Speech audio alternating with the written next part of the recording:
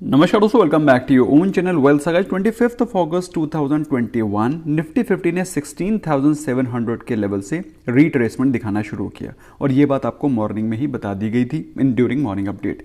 Nifty Bank ने भी आज मॉर्निंग में एग्जैक्टली सेम लेवल से ही रिट्रेसमेंट शुरू किया जो लेवल्स आज आपको मॉर्निंग में बताए गए थे। दोस्तों कल के दिन जो तेजी थी that was more because of short covering rather than fresh longs. तो दोस्तों शॉर्ट कवरिंग के चलते आज के दिन मार्केट में थोड़ा सा पॉज लेना और थोड़ा सा प्रॉफिट बुकिंग होना लाजमी था। इसीलिए दोस्तों आज अगर बात करें ग्लोबल मार्केट्स की तो ग्लोबल मार्केट्स में भी कोई ज़्यादा खास तेजी नहीं दिखाई पड़ रही है, ना ही कोई ज़्यादा खास वीकनेस दिखाई पड़ रही है। एसजीएक्स निफ्टी के सेकेंड ट्रेडिंग सेशन के बारे में बात करें ऑलमोस्ट फ्लैट है, स्लाइट नेगेटिव। दोस्तों आज के जो टॉप गेनर स्टॉक थे Adani ports, HDFC life, Hindalco, ONGC. Adani port में मॉर्निंग में आपको एक इंपॉर्टेंट न्यूज़ और अपडेट बताई गई थी रिगार्डिंग गंगावरन पोर्ट, जिसके चलते आज इसमें पॉजिटिव मोमेंटम होना एक्सपेक्टेड था। इसके अलावा टॉप लूजर्स के बारे में बातचीत की जाए, बजाज फिनसर्व जो कि कल अच्छा खासा तेज हो चुका था तो वहाँ profit booking, Titan, Maruti Suzuki, Bharti Airtel were the other top losers.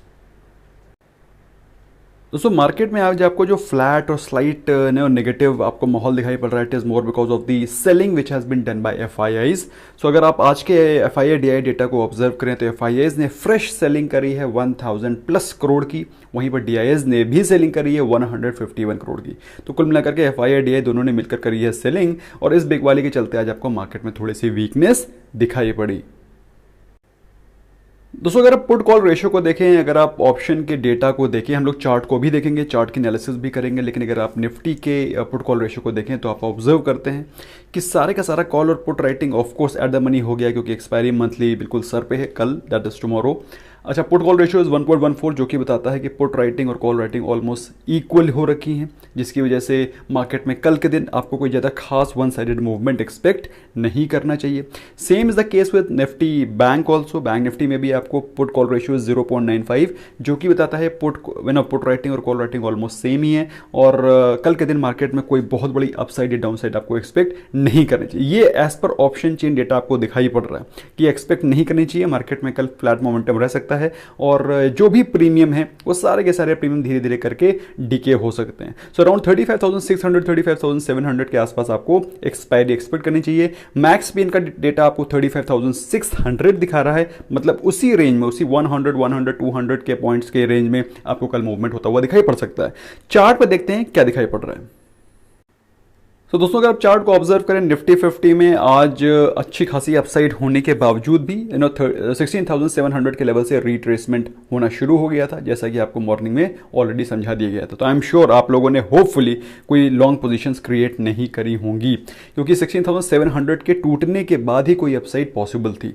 फिलहाल दोस्तों आज मार्केट में एक थोड़ा सा प्रॉफिट बुकिंग और वीकनेस दिखाई पड़ी। अगर आप इसको डे चार्ट में देखें, दैट इज इंट्राडे चार्ट पे देखें 15 मिनट्स की कैंडल पे, तो आपको समझ में आएगा एग्जैक्टली क्या हुआ। तो मॉर्निंग में 16,700 के डिटो लेवल जैसे मार्केट ने निफ्टी ने टच किए, वैसे ही वहीं से रिट्रेसमेंट होना शुरू हो गया और ultimately by almost at the day's low market close हुई एट 16,635।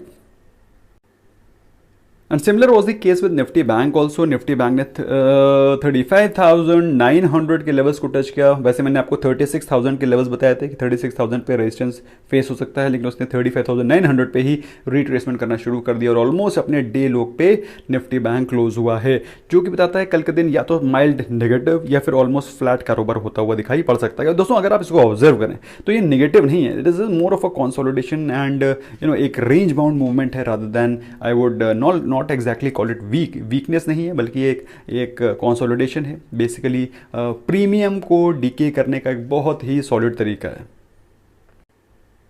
तो दोस्तों एक्सपायरी के समय तो वैसे भी प्रीमियम डिके होने के सारे हथकंडे अपनाए जाते हैं ऑपरेटर्स के द्वारा।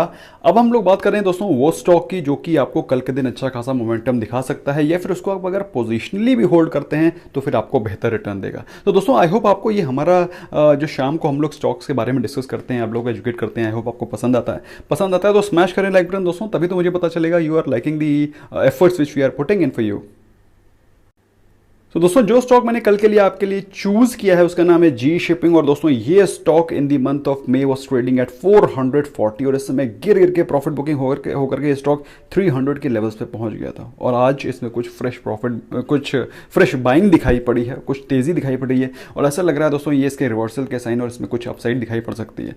हो सकता है कल के दिन थोड़ा सा इसमें रिट्रेसमेंट आए, थोड़ा सा रिट्रेसमेंट आकर के फिर ये अपसाइड शुरू करे। सो अगर आप इसको ऑब्जर्व करना चाहते हैं you can put it on watch list and you can track it accordingly। इसके थोड़ा फंडामेंटल्स को देखते हैं, फंडामेंटल्स क्या शो कर रहे हैं।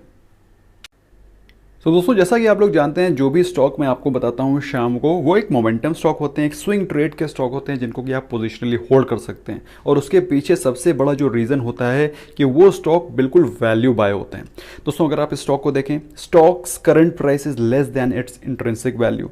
अगर आप बात करें it's good time to enter as the stock is not in overbought zone.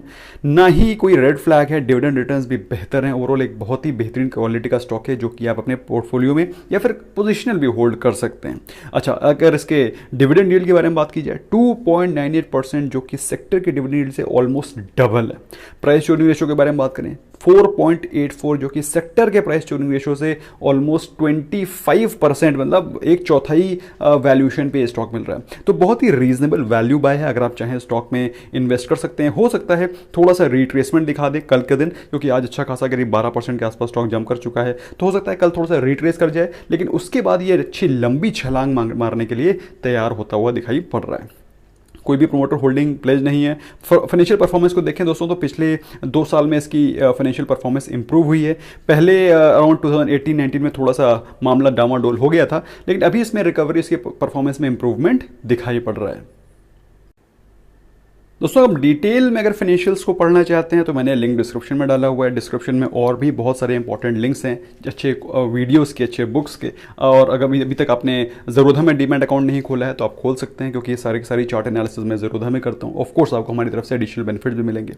तो जी शिपिंग को अगर आप देखें तो आज के इंट्राडे चार्ट में आपको दिखाई पड़ रहा है लास्ट में जो ज़बरदस्त वॉल्यूम के साथ बाइंग हुई है, जो कि बताता है इसमें एक बड़ा पार्टिसिपेशन हुआ है। तो अगर आप चाहें तो स्टॉक में इन्वेस्टमेंट करना शुरू कर सकते हैं at this point in time also. और बाई चांस कल थोड़ा सा रिट्रेस करता है ये स्टॉक, अगर आपको 330-335 के आसपास मिलता है in this price range, I think that's a great buy and you can hold it for a target of around 380-385 plus. तो मेरे हिसाब से दोस्तों यहाँ पर आपको एटलीस्ट 10-15% के रिटर्न्स बहुत ही साफ साफ दिखाई पड़ते हैं। कैसा लग रहा है दोस्तों आपको स्टॉक, मुझे कमेंट सेक्शन में डेफिनेटली बताइएगा। तो दोस्तों मेरा एंडेवर रहता है आपको बेहतर क्वालिटी के स्टॉक एट बेटर वैल्यूएशन समझाया जाए, ताकि आपको उसमें अच्छा बड़ा मुनाफा हो सके। फिलहाल कावेरी सीड के बारे में बातचीत की जाए तो कावेरी सीड ने बायबैक को अप्रूव किया है द प्राइस रेंज ऑफ 850 पर शेयर। लेकिन जो चीज़ आपको ध्यान देनी चाहिए कि ये ओपन मार्केट बायबैक है, टेंडरिंग नहीं होगी, तो इससे आपको कोई खास बेनिफिट नहीं मिलेगा अगर आप कावेरी सीड के शेयर होल्डर हैं तो। येस, लॉन्ग टर्म में बेनिफिट मिलेगा, लेकिन शॉर्ट टर्म में आप सोच रहे हैं कि अगर बायबैक के लिए मैं शेयर बाय कर लूँ तो that is not going to benefit you. इसके अलावा बिहार में ऑफ कोर्स क्लास 1 से लेकर 12 तक की क्लासेज और कॉलेजेस ओपन हो गए हैं। That's a great news. और गवर्नमेंट ने ये बोला है, government says it aspects the target of 20% blending of ethanol in petrol in next 2 to 3 years। सो ये टारगेट गवर्नमेंट का है, जो जिससे कि बेनिफिट मिलेगा शुगर कंपनीज को। और ऐसा कहा जा रहा है कि जो RMP है वो भी बढ़ाया जा रहा है, जिससे एथेनॉल के प्राइसेस भी बढ़ सकते हैं। So again positive news for sugar companies, क्योंकि उनका रेवेन्यू बढ़ जाएगा, जो रेवेन्यू है वो बढ़ जाएगा। प्रॉफिटेबिलिटी और मार्जिन तो हो सकता है शायद ना इंप्रूव हो, लेकिन उनका रेवेन्यू ओवरऑल बढ़ जाएगा। TVS मोटर्स में LIC ने 2.6 लाख शेयर्स को बाय किया है 0.055, ऑल्दो बहुत ही छोटा सा स्टेक है LIC के लिए, लेकिन 2.6 लाख शेयर्स LIC ने वैल्यू बाय किया है TVS मोटर्स में, क्योंकि ऑलरेडी स्टॉक बहुत ज़्यादा करेक्ट हो गया है। So those people who are looking to go for value buying, TVS motors happens to be a good choice. इसका दोस्तों नेगेटिव न्यूज़ कोई भी नहीं है। वीडियो पसंद आया स्मैश करें लाइक बटन, और अपने फ्रेंड्स के साथ भी शेयर करें। चैनल को सब्सक्राइब नहीं किया, सब्सक्राइब करके बेल आइकन को प्रेस कर दे, otherwise you will miss out on notifications. Thank you so very much, bye bye for now.